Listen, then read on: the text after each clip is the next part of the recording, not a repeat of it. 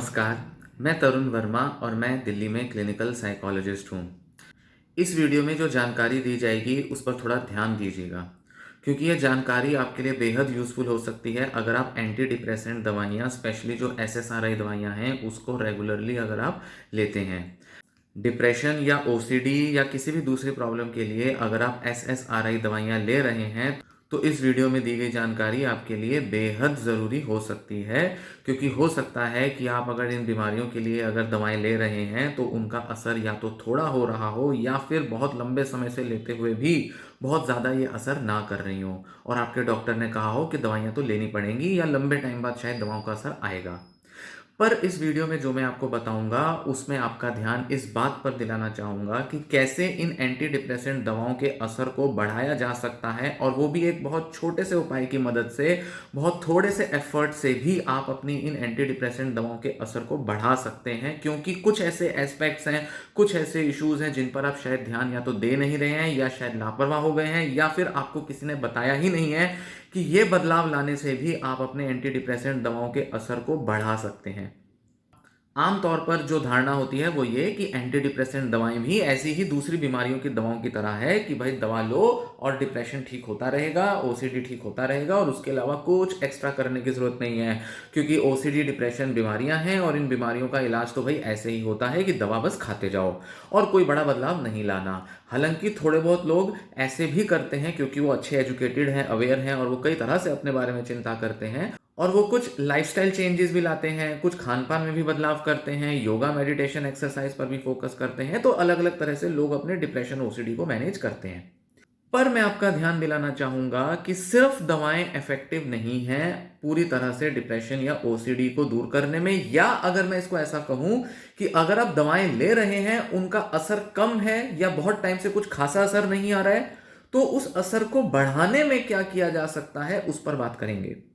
तो इसके लिए पहले मैं ध्यान दिलाना चाहूंगा आपका एक रिसर्च पे जो कि 2016 में हुई थी और ब्रेन बिहेवियर एंड इम्यूनिटी करके एक जर्नल है उसके अंदर प्रकाशित हुई थी।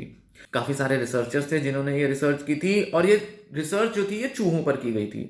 बड़ा इंटरेस्टिंग एक्सपेरिमेंट है जिसके बारे में ब्रीफ में बताऊंगा, आपको सारा खेल समझ में आ जाएगा, सारा इशू समझ में आ जाएगा कि कहां पर आप चूक कर रहे हैं या क्या ऐसा कर सकते हैं जिससे कि आप अपने एंटी डिप्रेसेंट दवाओं के असर को बढ़ा सकें।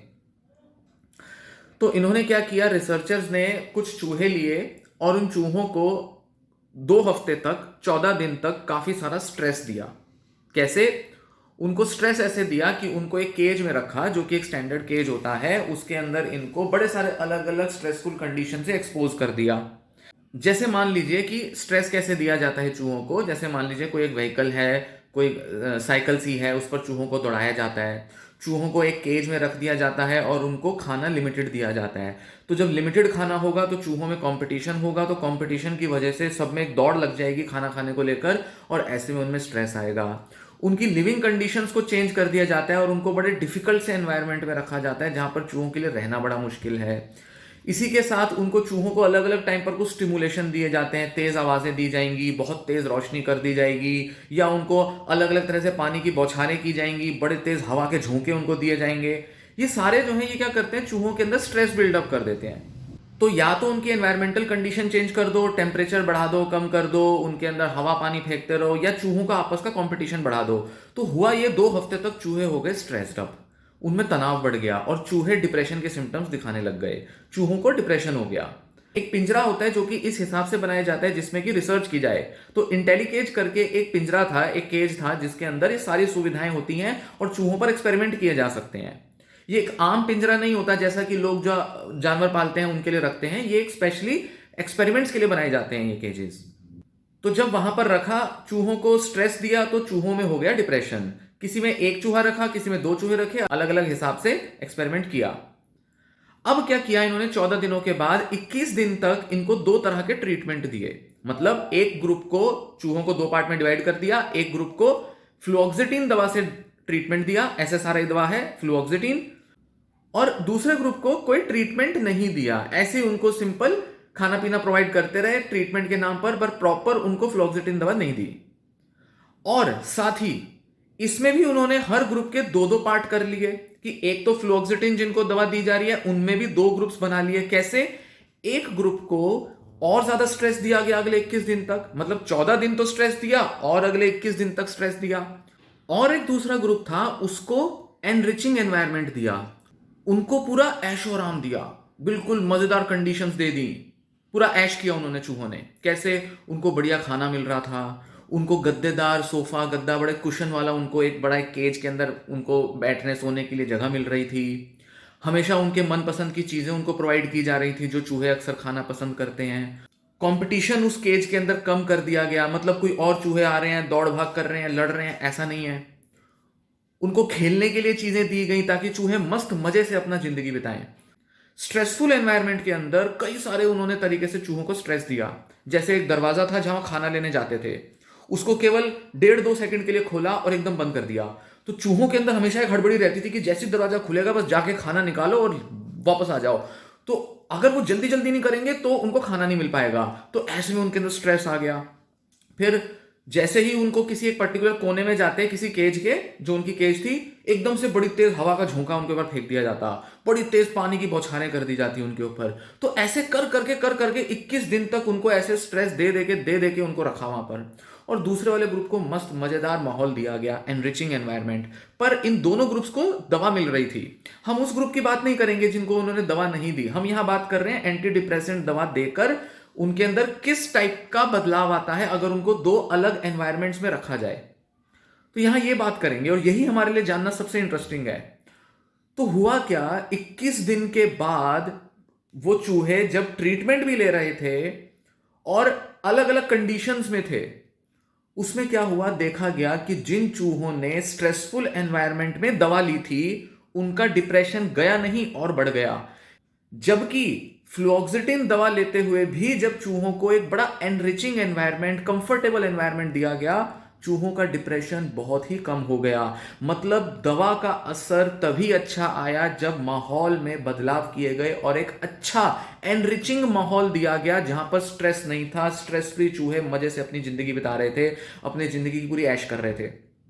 तो क्या समझ में आता है इस रिसर्च से हमें कि दवा लेते टाइम अगर आप अपनी लाइफ में स्ट्रेस से गुजर रहे हैं, स्ट्रेस को मैनेज नहीं कर रहे हैं, आपकी लाइफ कंडीशंस में बहुत ज्यादा तनाव बना हुआ है, सुबह शाम काम पे जा रहे हैं, दौड़ भाग कर रहे हैं, एक जैसे कहते हैं ना रैट रेस। भाई ये जो चूहों पर जो रिसर्च होती है ना, ये इसी से नाम आया है रैट रेस। भाई चूहों की तरह दौड़ रहे हैं, मतलब चूहों को दौड़ाते हैं, उनको एक स्ट्रेस देते हैं। तो चूहों को स्ट्रेस आता है उनको दौड़ा दौड़ा कर। इसी तरह की लाइफ में जब हम रहते हैं, हमेशा दौड़ भाग कर रहे हैं, इधर की परेशानी उधर की परेशानी, काम में बिजी, ये तरक्की करनी है, वो करना है, कुछ कुछ लोगों के लिए बहुत सही है। पर जब हमारी मेंटल हेल्थ डिस्टर्ब हो रही हो तो हमें ये स्ट्रेस के फैक्टर्स कम करने पड़ते हैं। अगर ये स्ट्रेस के फैक्टर्स कम नहीं करेंगे तो दवा जितनी भी लेते रहो असर नहीं लाएगी या उसका बहुत कम असर होगा। तो इन डॉक्टर्स ने, इन रिसर्चर्स ने यही निष्कर्ष निकाला कि ऐसे सारे दवाइयों के इफेक्ट को बढ़ाने के लिए, उसको बेटर तरीके से वर्क कराने के लिए स्ट्रेस फ्री एनवायरनमेंट जरूरी है। तनाव के माहौल में दवाइयां काम नहीं करती, दौड़ भाग में लगे रहेंगे, कंपटीशन टेंशनों में रहेंगे तो दवाइयां कितनी भी लेंगे असर नहीं आएगा।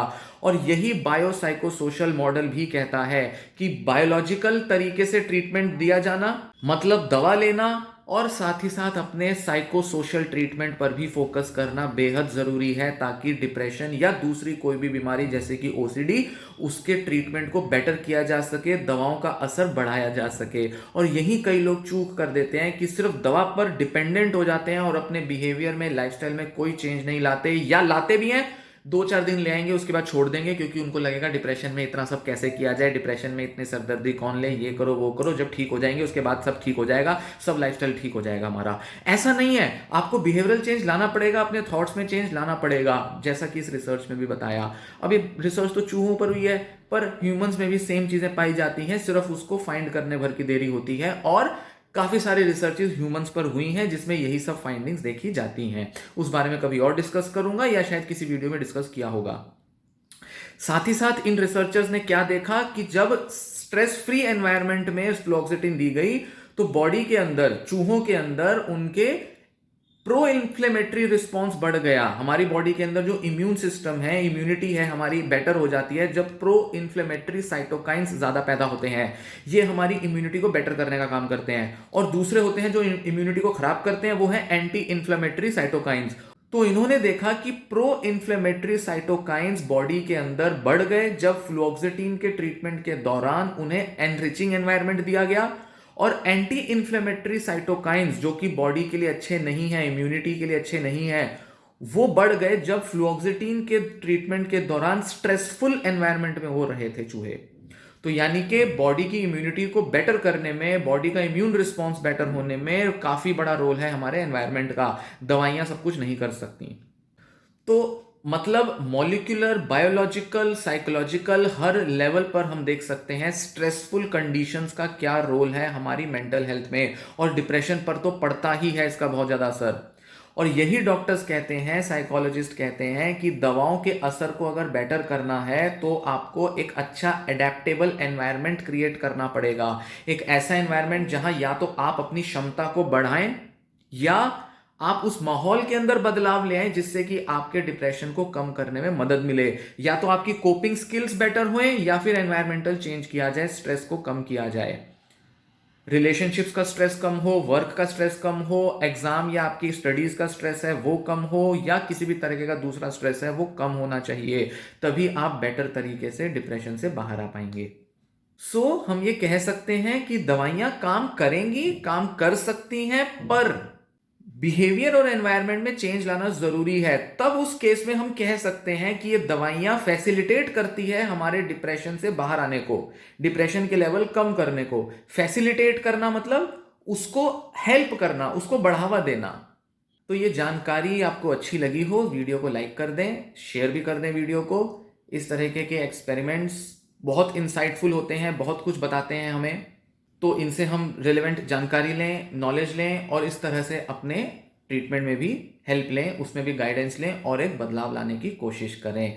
किसी भी तरह से करें, खुद लाएं चेंज, फैमिली मेंबर से बात करें, फ्रेंड से बात करें, या अपने डॉक्टर, अपने साइकोलॉजिस्ट से बात करें। ये वीडियो मैं यहीं समाप्त करता हूँ। धन्यवाद।